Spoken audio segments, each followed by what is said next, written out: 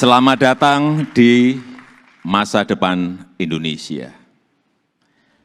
Sudah berkali-kali saya sampaikan bahwa kepindahan ibu kota negara ke Nusantara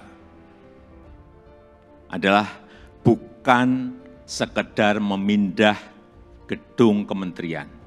Bukan itu.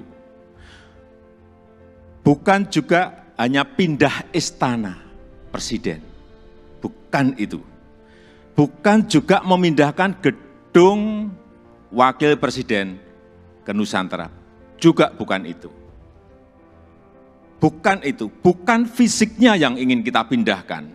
Tetapi yang ingin kita bangun adalah budaya kerja baru, mindset baru, dan IKN sebagai basis ekonomi baru.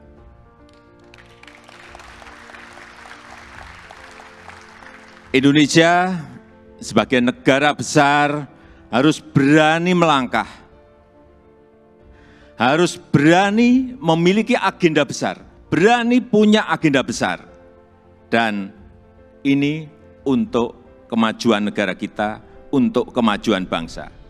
Dan jika kita tidak berani transformasi dari sekarang sampai kapanpun, kita akan sulit jadi negara maju. Dan untuk keberlanjutan IKN Nusantara, ini juga sudah sering saya sampaikan. Bapak Ibu, sekali lagi, tidak perlu ragu, tidak perlu bimbang. Karena apa? Payung hukumnya itu sudah jelas.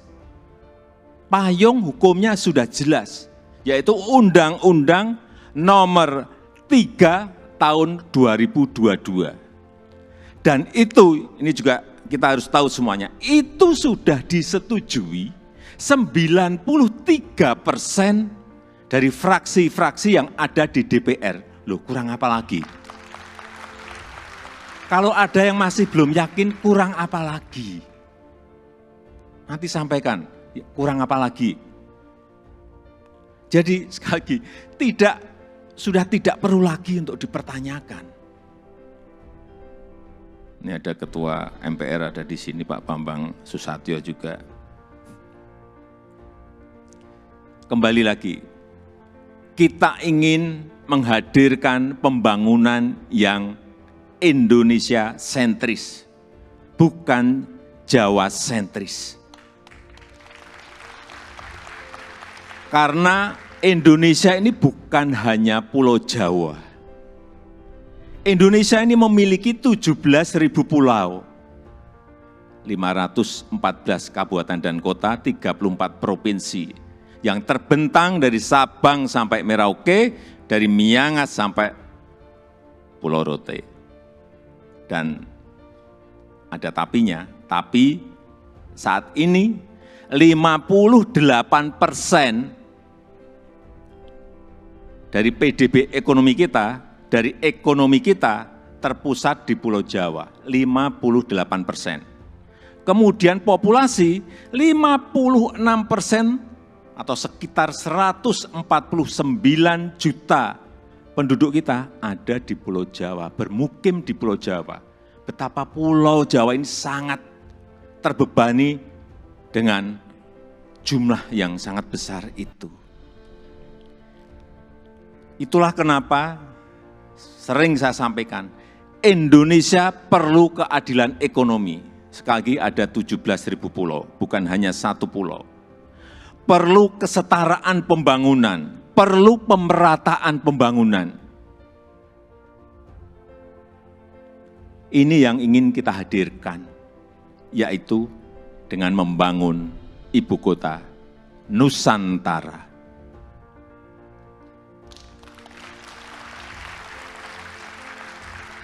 Nusantara adalah kota pintar masa depan yang berbasis hutan dan alam, belum ada di dunia, belum ada. Tolong dicarikan, belum ada. Ini yang membedakan, ini yang nanti menjadi diferensiasi ibu kota kita dengan ibu kota negara-negara lain. 70% areanya nanti adalah area hijau. Lahan yang digunakan untuk membangun IKN, ini awalnya adalah hutan produksi. Jangan ada yang keliru bahwa ini hutan alam, bukan. Hutan produksi. Monokultur, artinya di situ hanya ada satu jenis pohon. Dan saya tahu betul pohonnya itu apa. Pohon eukaliptus yang dipakai untuk pulp. Dan ditebang setiap 6-7 tahun. Jangan ada nanti isu merusak hutan. Itu hutan produksi yang setiap 6 tahun, 7 tahun ya ditebang.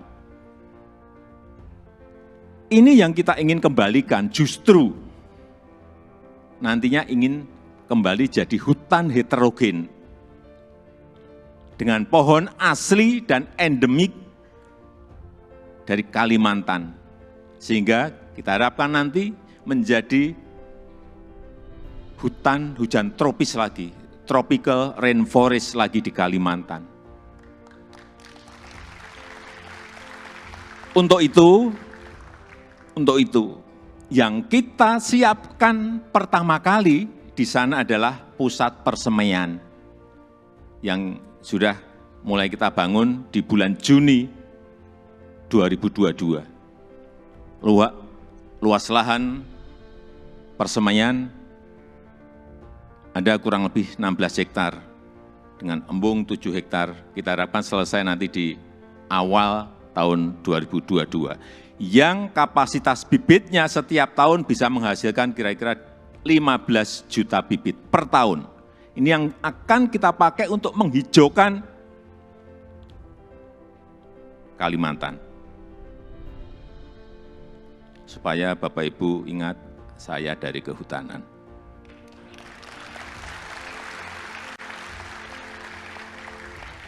Saya waktu menerangkan di persemaian di Kalimantan, dari A sampai Z, ini pohon apa, ini pohon apa, ini pohon saya apa semua.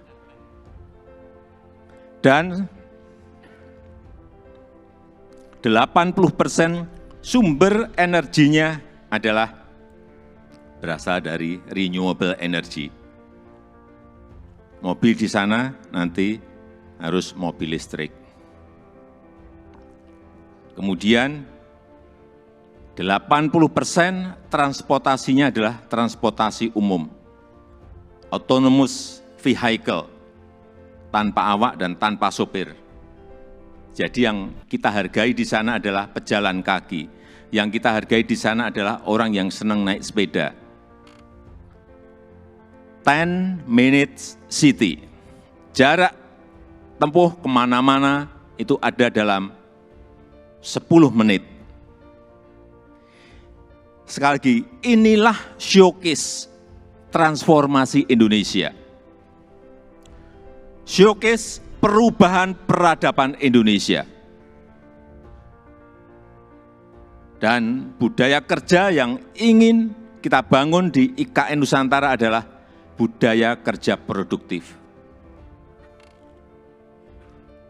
Itu harus didukung oleh tata kelola yang baik, didukung oleh manajemen yang baik, didukung oleh implementasi teknologi yang mumpuni. Smart living, smart city, layanan masyarakat lewat aplikasi, akte lahir, akte nikah lewat HP, paperless, ini yang ingin kita bangun. Jadi Nusantara adalah masa depan Indonesia. Dan bisa terwujud dengan upaya bersama. Bukan hanya pemerintah yang bergerak, bukan hanya pemerintah. Karena memang pemerintah hanya kurang lebih menyiapkan 20% dari budget yang ada.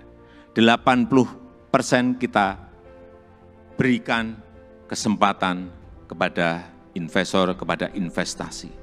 Termasuk Bapak Ibu yang kami hadirkan pertama kali pada malam hari ini. Investasi terbuka lebar.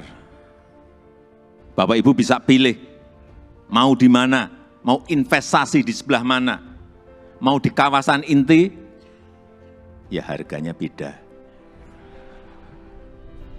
Di financial center, di kawasan healthcare center, di kawasan education center, di housing area, di tourism area, silahkan. Saya sampaikan ini adalah kesempatan pertama dan kesempatan emas yang tidak akan terulang lagi. Inilah saatnya mencatat sejarah Indonesia dan inilah saatnya melakukan lompatan, inilah saatnya kita semua menjadi pelaku sejarah Indonesia masa depan. Dan dengan upaya kita bersama, dengan semangat gotong royong kita bersama, saya yakin 17 Agustus 2024 kita bisa merayakan bersama-sama di Nusantara.